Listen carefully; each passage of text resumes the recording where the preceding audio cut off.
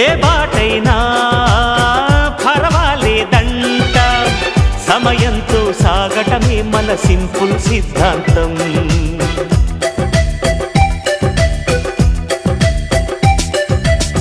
చిరుగాలికి పరిమళమిచ్చే సిరిమల్లెల వనమై ఉందాం, గగనాన్ని నేలను కలిపే హరివిల్లుల బంతెన అవుదాం.